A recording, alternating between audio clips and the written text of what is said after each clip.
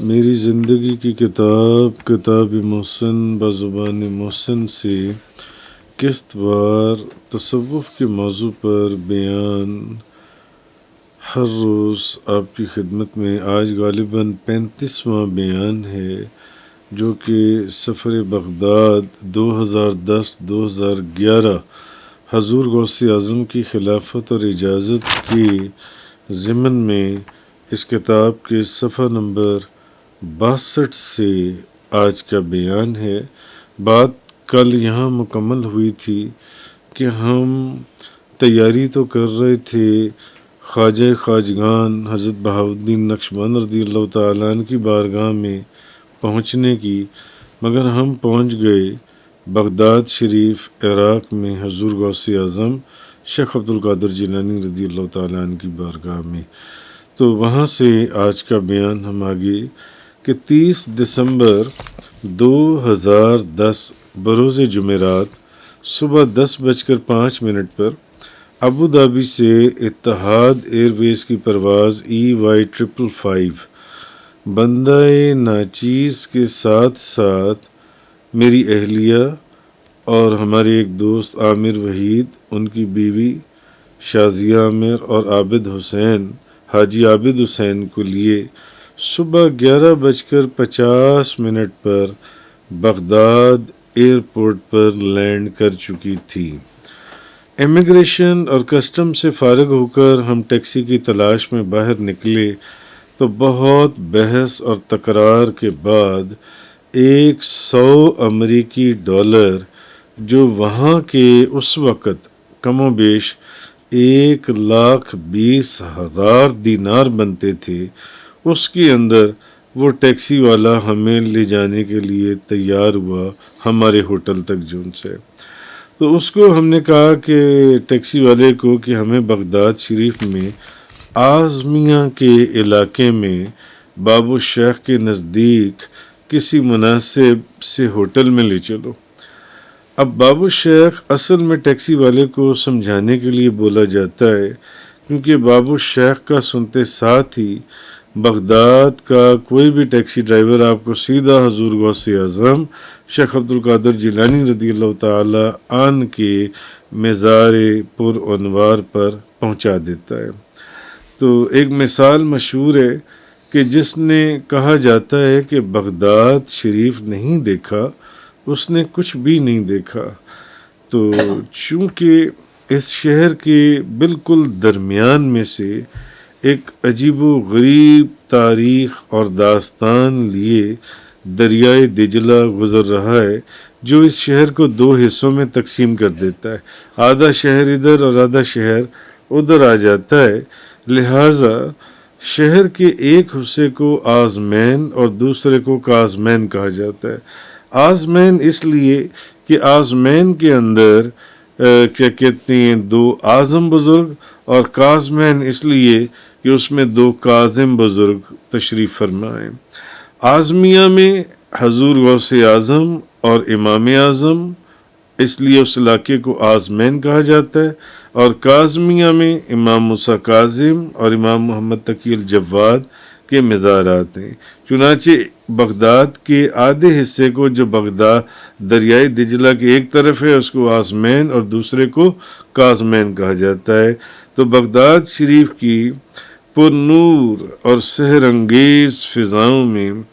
Airport سے مختلف سڑکوں اور علاقوں سے گزرتے ہوئے ہم اعظمیہ روانہ ہوئے، اور یہ وہی شہر تھا جس میں آج پہلی مرتبہ ہم داخل ہو رہے تھے۔ یہ 2010 کی بات میں آپ کو بتا رہا ہوں کہ جس کے متعلق سلطان العارفین حضرت سلطان باہو نے فرمایا تھا، بغداد شہر دی کیا ہے نشانی، اچیاں لمیاں چیراں ہو، تن من میرا پرزے پرزے، جیوں درزی دیاں لیراں ہو، ان لیراں دی گل کفنی پا کے، رالساں سنگ فقیراں ہو، بغداد شہر دے ٹکڑے منگاں باہو، کرسا میراں میراں ہوں۔ تو بہرحال کم و بیش 72 لاکھ آبادی والا عرب دنیا کا یہ دوسرا بڑا شہر اپنی ہزاروں سالہ پرانی تہذیب لیے ہمارے سامنے آج موجود تھا۔ امریکہ کے ناجائز قبضے اور ظلم کی وجہ سے وہاں جو حالات پیدا ہوئے ان کا اندازہ ہمیں ایئرپورٹ لینڈ کرتے ساتھ ہو چکا تھا، کیونکہ ہر طرف جنگ کی تباہی کے آثار اپنی جگہ بذات خود منہ بولتا ثبوت تھے۔ نظام زندگی بالکل درہم برہم نظر آیا، بجلی کا نظام نہ ہونے کے برابر، ایئرپورٹ کی حالت خستہ، ریلوے کا نظام مفلوج ختم، اور وہاں کے لوگوں سے یہ پتہ چلا کہ امریکیوں کی بربریت سے وہاں کے جو ٹیکنیکل ہینڈ لوگ، مثلاً پروفیسرز، سائنسدان، انجینئرز وغیرہ، ان کو چن چن کر قتل کیا جا چکا ہے، وہ قتل کیے جا چکے ہیں۔ نظام تعلیم بالکل برباد ہو چکا تھا۔ ہر چند قدم پر جدید اسلحہ اور ماڈرن ٹیکنالوجی سے لیس امریکی چیک پوسٹ نظر آتی تھی۔ تو مسلم تشخص نشانہ عبرت بن چکا تھا۔ ہمارے 7 روزہ قیام بغداد میں، اچھا یہ واقعی بات پھر یہ ذہن میں رکھیں کہ یہ ہمارا پہلی مرتبہ بغداد کا سفر تھا، پہلی مرتبہ، اور ہمارے 7 روزہ قیام بغداد میں ہزاروں کے اجتماع میں بھی اس دور میں شاذ و نادر ہی کوئی داڑھی شریف والا بندہ نظر آتا تھا، یا پھر یہ کہ مسجدوں میں اور مزارات پر وہ بھی زیادہ تر باریک اور چھوٹی داڑھیوں والے لوگ نظر آتے تھے جن سے، ورنہ ہم تینوں کی بڑی بڑی داڑھیاں دیکھ کر وہاں کے مقامی لوگ جو ہیں خوف سے ہمارے قریب بھی نہیں پھٹکتے تھے۔ یہ بات 2010 کی ہے، ہمارے قریب بھی نہیں آتے تھے ہماری بڑی بڑی داڑھیاں دیکھ کر۔ کوئی ہوٹل والا ہمیں اپنے ہوٹل میں جگہ دینے کے لیے تیار نہیں ہوتا تھا ہماری داڑھیاں دیکھ کر جن سے۔ تو یہاں تک کہ ایک دن ہم وہاں کسی پوش ایریا کے ایک فیملی ریسٹورنٹ میں شوارما لینے کے لیے رکے تو حیرت کی انتہا نہ رہی کہ جب ریسٹورنٹ جو کہ سارا بھرا ہوا تھا اس کی تمام کرسیاں ہماری دیکھتے ہی دیکھتے بیٹھنے کے 10 منٹ کے اندر سب خالی ہو چکی تھیں، اور والدین اپنے بچوں کو ہماری طرف اشارہ کرتے ہوئے طالبان اور القاعدہ کی باتیں کرتے ہمیں سنائی دیتے تھے، اپنے بچوں کو کہتے تھے ہماری طرف اشارہ کر کے طالبان یا القاعدہ۔ تو بعض جگہوں پر تو ایسا بھی ہوا جو میں نے دیکھا، حاجی عابد حسین پر اسامہ بن لادن کا شک کیا گیا کہ یہ اسامہ بن لادن جو ہے یہ بغداد میں آ گیا ہے، جس نے ہمیں یہ سوچنے پر مجبور کر دیا کہ اسامہ بن لادن اتنے کم عرصے میں اتنا صحت مند اور موٹا تازہ کیسے ہو گیا، کیونکہ اسامہ بن لادن ایک پتلے جسم کا مالک تھا، اور حاجی عابد حسین ایک موٹا اور فروا اور انسان تھا۔ تو مختلف ہوٹل تلاش کرتے ہم شارع سعدون سے ہوتے ہوئے محلہ فردوس و کرمان پہنچ گئے۔ یہاں پر بھی بہت سارے ہوٹل چھان مارے، کوئی ہمیں ہوٹل میں رکھنے کے لیے تیار ہی نہیں تھا، ہماری داڑیاں دیکھ کے لوگ ڈر جاتے تھے۔ مگر پھر کہہ رہا ہوں کہ یہ حالات 2010 کے میں بیان کر رہا ہوں، 2012 سے پھر وہاں کے حالات تبدیل ہونے شروع ہو گئے تھے۔ پھر ہم کئی دفعہ گئے، اب تو خیر حالات بہت چینج ہو چکی ہیں وہاں پر، جن سے بینکس کھل گئے ہیں، 5 اسٹار ہوٹلز بن رہے ہیں، بے شمار چیزیں جن سے ہیں۔ تو اخیر وہاں ایک ہوٹل تھا حضور غوث اعظم کے مزار شریف کے قریب ہی، سامنے ایک محلہ تھا فندق نازنین، اس کا جو مینیجر تھا محمد اللئیس، اس نے ہمیں 3 فلور پر رہنے کے لیے بڑی بحث محنت سماجت کے بعد اس نے ہمیں 3 کمرے دے دیے۔ تو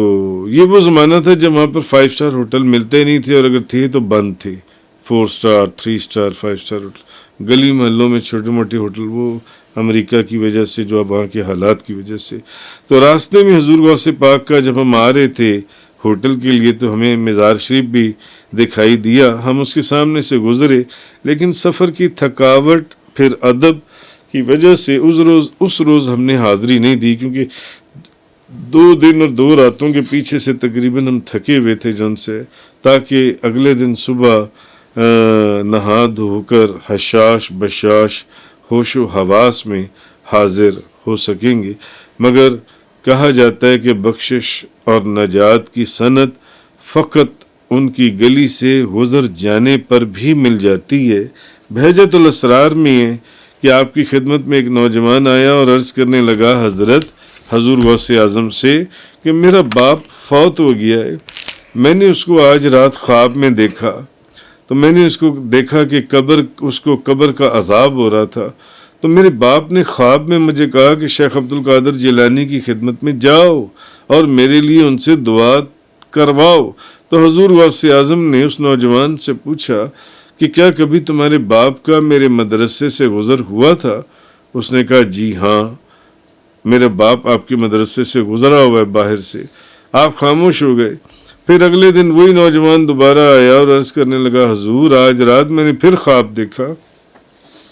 اور میں نے اپنے باپ کو خوش دیکھا اور اس پر ایک سبز رنگ کا حلہ دیکھا، اور اس نے مجھے کہا بیٹا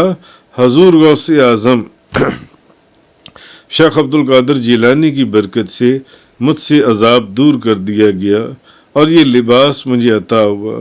بیٹا تم پر لازم ہے کہ تم ان کی ملازمت یعنی خدمت اختیار کرو۔ تو رئیس المحدثین ملا علی قاری آپ سرکار کا ایک قول نقل فرماتے ہیں کہ حضور غوث اعظم شیخ عبد القادر جیلانی نے فرمایا میرے پروردگار نے مجھ سے وعدہ کیا ہے جو مسلمان میرے مدرسے کے دروازے کے سامنے سے بھی گزر گیا